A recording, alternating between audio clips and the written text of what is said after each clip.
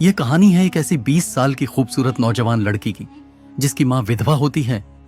कैसे उस लड़की की काम वासना की प्यास बढ़ जाती है, कैसे वह हर दिन अपनी इस प्यास को बुझाने का प्रयास करती है, और फिर कैसे एक दिन एक नौजवान साधु आकर उसकी इस प्यास को बुझाता है। इस कहानी को अंत तक जरूर देखिएगा, मजा आएगा। नंदिनी एक 22 वर्षीय सुंदर युवती थी जो अपनी विधवा मां गौरी के साथ एक छोटे से गांव में रहती थी। पिता के गुजर जाने के बाद मां बेटी का जीवन संघर्षों से भरा हुआ था। नंदिनी की मां मेहनत मजदूरी करके घर चलाती थी, जबकि नंदिनी घर के काम संभालती थी। नंदिनी अब जवान हो चुकी थी। उसकी रूप रंग अद्भुत थी, गहरी काली आंखें, लहराते बाल और कोमल त्वचा। लेकिन उसके भीतर एक अनजानी आग जल रही थी जिसे वह खुद भी समझ नहीं पा रही थी। एक दिन गांव में एक युवा साधु महेश्वर का आगमन हुआ। वह तेजस्वी, शांत और प्रभावशाली व्यक्तित्व का था। गांव के पुराने शिव मंदिर में वह ठहरा था और भिक्षा मांगकर जीवन यापन करता था। एक दिन जब नंदिनी की मां खेतों में थी, साधु भिक्षा मांगते हुए उसके द्वार पर आया।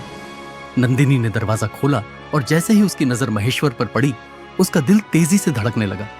महेश्वर की गहरी आंखें और सौम्य मुस्कान नंदिनी के मन में हलचल मचा गई। उसने कांपते हाथों से भिक्षा दी, लेकिन उसकी नजरें बार बार सांप पर टिक जाती।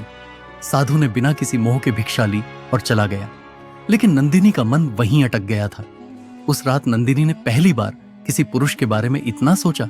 उसका दिल बेचैन था और उसका शरीर अजीब सी हलचल महसूस कर रहा था।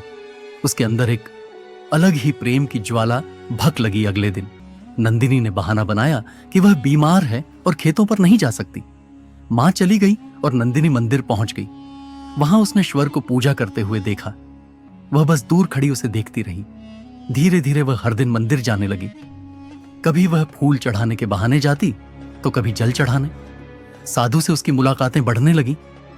महेश्वर भी महसूस करने लगा कि यह लड़की उसे बार बार देखने आती है, लेकिन उसने ध्यान नहीं दिया। रातों में नंदिनी के सपनों में महेश्वर आने लगा। वह सपने में देखती कि महेश्वर उसके करीब आ रहा है, उसकी सांसें उसकी गर्दन को छू रही हैं और उसकी आंख को संतुष्ट कर रहा है। उसकी कल्पनाएं उसे और बेचैन कर रही थी।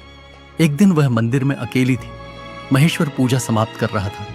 जैसे ही वह बाहर निकला, नंदिनी ने उसका रास्ता रोक लिया। महाशय, मैं आपसे कुछ कहना चाहती हूं, नंदिनी ने कांपते स्वर में कहा। कहो बेटी, महेश्वर ने शांत भाव से उत्तर दिया। मैं आपको चाहने लगी हूं।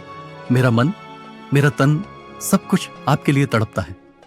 महेश्वर कुछ क्षण चुप रहा, फिर उसने गहरी सांस ली और कहा, नंदिनी, यह केवल मोह है नहीं, यह मोह नहीं, प्रेम है। मैं आपकी बाहों में सुकून पाना चाहती हूं। मैं आपकी हूं, नंदिनी ने कहा, और उसकी आंखों में आंसू आ गए। उसकी मासूमियत और प्रेम देखकर महेश्वर विचलित हो गया। नंदिनी ने धीरे से उसका हाथ पकड़ लिया। यह पहला स्पर्श था। महेश्वर ने कुछ नहीं कहा, लेकिन उसने अपना हाथ धीरे से छुड़ा लिया। तुम्हारा मन भटक रहा है नंदिनी, प्रेम त्याग में है, बंधन में नहीं, कहकर वह मंदिर के अंदर चला गया। नंदिनी रात भर रोती रही। अगले दिन जब वह फिर से मंदिर पहुंची तो वहां महेश्वर के गुरु तपोमूर्ति स्वामी जी पहले से मौजूद थे। गुरु जी को देखकर नंदिनी घबरा गई। उन्हें सब कुछ पहले से पता था। बेटी, तुम्हारी आयु को दोष नहीं दिया जा सकता, लेकिन तुम्हारा मार्ग गलत है। मोह में बंधना सुख नहीं, दुख लाएगा। तुम्हारा विवाह ही इस समस्या का हल है। गुरु जी की बातों ने नीकी मां गौरी की आंखें खोल दी। कुछ ही दिनों में नंदिनी का विवाह एक अच्छे युवक से करवा दिया गया। महेश्वर और उसके गुरु ने गांव छोड़ दिया और अपनी साधना के लिए आगे बढ़ गए। नंदिनी अब अपने नए जीवन में खुश थी। यह कहानी हमें यह सिखाती है कि मोह और प्रेम में बहुत अंतर है। सच्चा प्रेम वही है जो आत्मा को शांति और उन्नति की ओर ले जाए। इच्छाओं को नियंत्रित रखना ही असली तपस्या है। सच्चा प्रेम आत्मा को मुक्त करता है, बंधन में नहीं डालता। अब समय हो गया है आपसे इजाजत लेने का। आशा करता हूं कि आपसे अगली वीडियो में जरूर मुलाकात होगी। जय श्री कृष्ण। राधे राधे।